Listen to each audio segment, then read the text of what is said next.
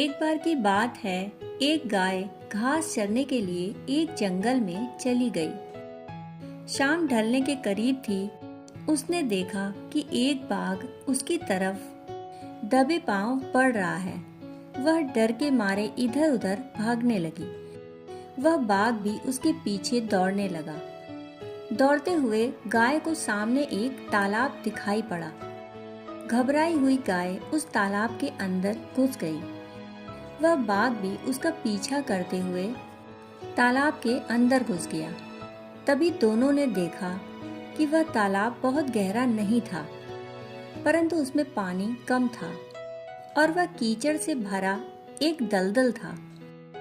उन दोनों के बीच की दूरी काफी कम थी, परंतु फिर भी अब वह कुछ कर नहीं पा रहे थे। वह गाय उस कीचड़ के अंदर धीरे धीरे धंसने लगी और बाघ भी उसके पास होते हुए भी उसे पकड़ नहीं सका और वह भी धीरे धीरे कीचड़ के अंदर धंसने लगा।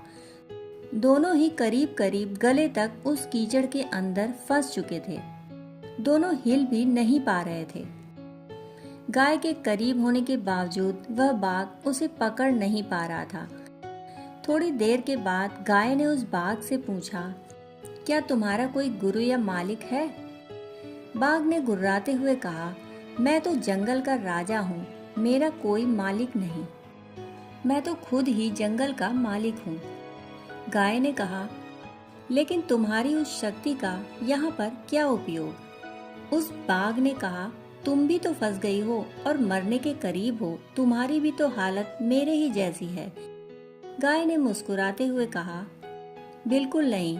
मेरा मालिक जब शाम को घर आएगा और मुझे वहाँ पर नहीं पाएगा तो वह मुझे ढूंढते हुए यहाँ जरूर आएगा और मुझे इस कीचड़ से निकाल कर अपने घर ले जाएगा। तुम्हें कौन ले जाएगा?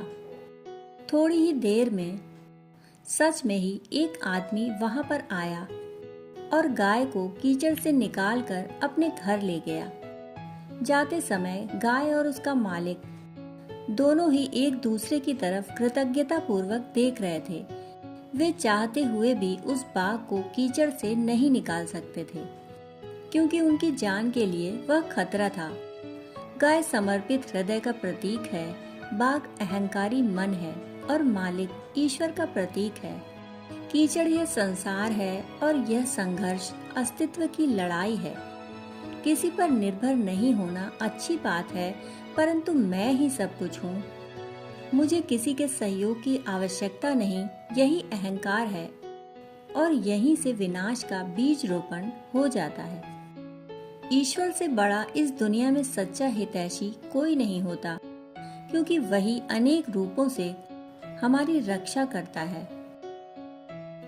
दोस्तों, कहानी सुनने के लिए आपका बहुत बहुत आभार। मिलते हैं ऐसी ही कहानियों के साथ। तब तक के लिए धन्यवाद।